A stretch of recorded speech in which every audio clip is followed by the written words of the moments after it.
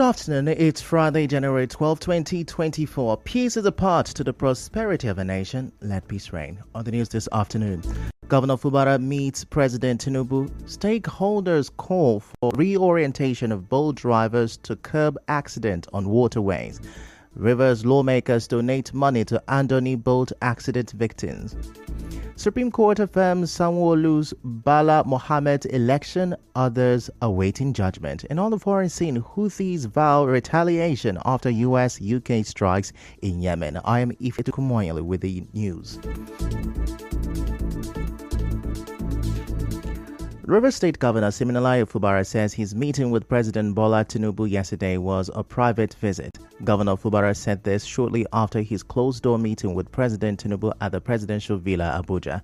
The governor arrived at the villa around 5:35 p.m. and left over an hour later. Although he did not disclose the reason for his visit, it is believed to be linked to the ongoing political crisis in the state. This is the first time Governor Fubara is meeting President Tinubu at the villa since the 8-point resolution was signed in December. As you may know, both parties have taken steps to implement some part of the resolution, but some Rivers elders have gone to court to stop Governor Fubara from implementing the resolution, while civil society organizations have also threatened to sue the governor if he implements it.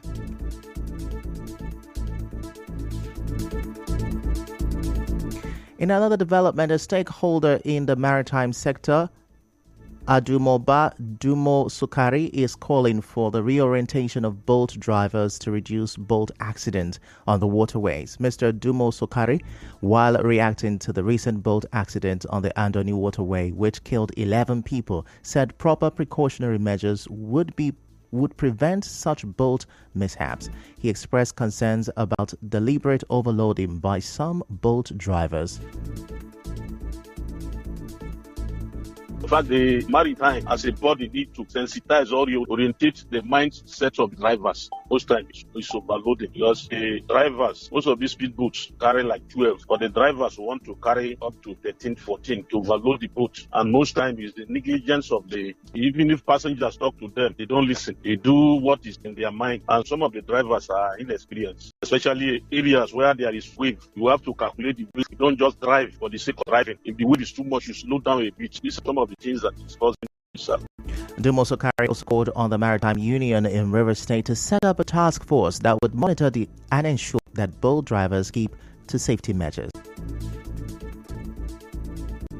Basically, in fact, I will advise the maritime sector should set up a security team to watch or to look at any boat that is loading from the loading point to its final destination. They should look at it carefully before the boat leaves the boarding point. They should look at it carefully and ensure that they have life vests, because most of them don't have life vests. Meaning they have, most of the life vests are no longer in good shape. The task force should look into it carefully before the boat leaves. Ensure that every passenger wear his own life vest.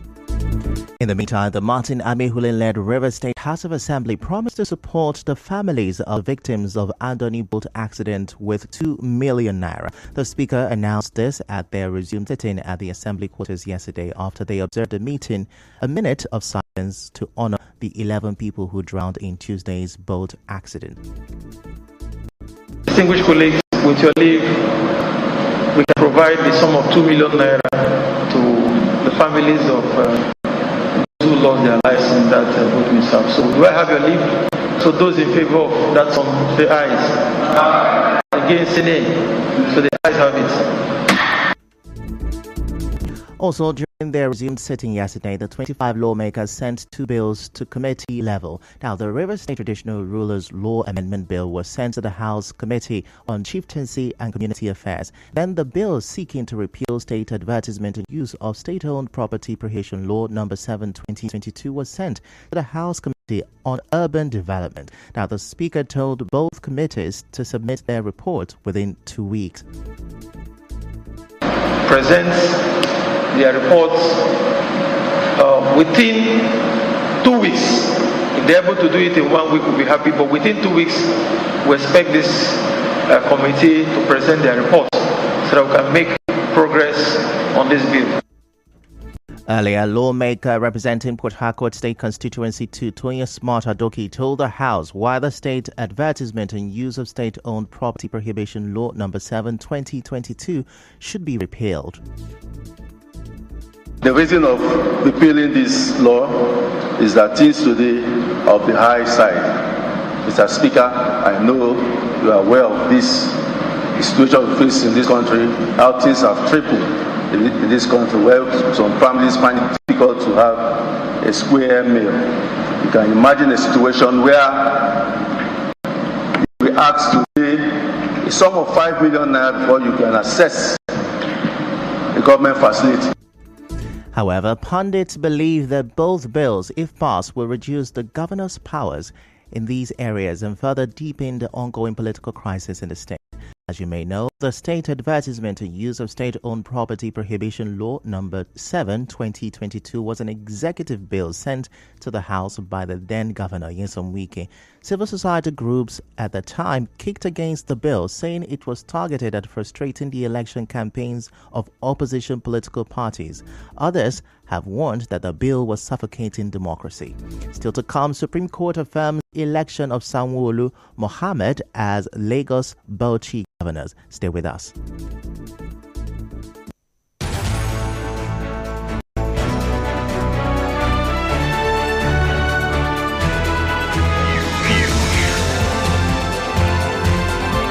This is the news on 92.3 Nigeria Info.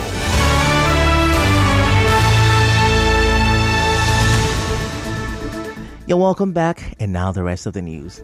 Some traders whose shops were demolished in the ongoing construction of the Port Harcourt Ring Road project say they've resorted to street trading due to the high cost of shop rent. Our correspondent who monitored commercial activities at the demolished part of Rumolumeni, Obogoro, Ozoba and Rumosi report that the traders now sample goods on the Dusty Road construction site.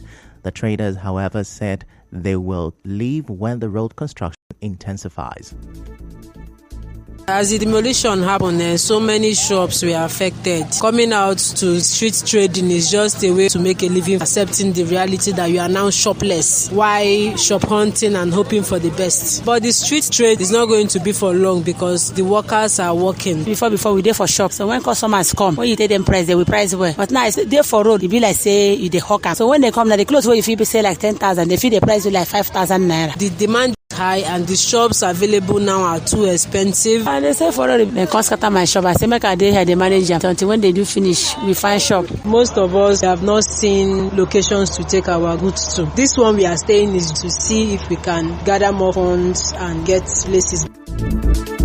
In other news, the Supreme Court has affirmed the election of Babajide Sanwo-Olu of the APC as governor of Lagos State. The 5-member panel dismissed the 2 separate appeals challenging his victory. Labour Party candidate Wadebo Rhodes Viva who came second, and PDP's Abdulaziz Adediran, popularly known as Jandor, who came third, had challenged the election of Sanwo-Olu on grounds of alleged irregularities, malpractices, non-compliance, and non-qualification. The Apex Court, who also affirmed the election of Bala Mohammed of the PDP as the Bauchi State Governor after it dismissed the appeal of APC's Sadiq Abubakar for lacking in merit.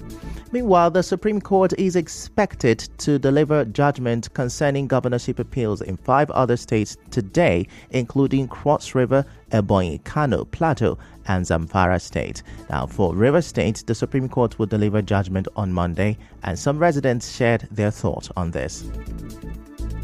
Nigerian judiciary is not independent, starting from that of the presidency. I will expect the judiciary to be fair in their judgment, work on evidence that they see. I want the court to really look at the case properly. You are tuned in. Judiciary has not been independent over the years, so I don't expect anything different from that. The judiciary, they know what to do. They are the ones in that position to decide right now. They would not deliver the judgment as it should. And now in business, the Minister of Budget and National Planning, Atiku Bagudu, has explained why the federal government chose 800 naira to 800 naira to dollar exchange rate in the 2024 Appropriation Act. Mr. Bagudu told State House correspondent that the decision came after considering the average performance of the naira. He said it was to avoid uncertainties. And now in entertainment, American couple Catherine and Austin McBroom behind the YouTube vlog channel The Ace Family say they are getting divorced. They announced this in separate social media posts yesterday. Their YouTube channel, with more than 18 million subscribers, started in 2016. Now in sports, Paul Onwachu will replace Sadiq Omar, who has been ruled out of the 2023 Africa Cup of Nations to be held in Cote d'Ivoire. Omar reportedly suffered a knee injury in Nigeria's 2-0 loss to Guinea in a friendly game in Abu Dhabi on Monday. And on the international scene, the Houthis have vowed to retaliate the US and UK strikes on their positions in Yemen. The Iran-backed group has also pledged to continue its attack on ships in the Red Sea and its support for Hamas in Gaza. That's a wrap on the news this afternoon. Before we go, let's have a look at the major stories. Governor Fubara met with President Tinubu yesterday. Rivers lawmakers have donated 2 million naira to the Andoni boat accident victims. And on the foreign scene, the Houthis have vowed to retaliate the US and UK strikes on their positions in Yemen. The news was edited by Constance Mega. To reach the news team, send an SMS or WhatsApp to 0808-721-7215. I am Ifechukwu Moyili. Many thanks for listening.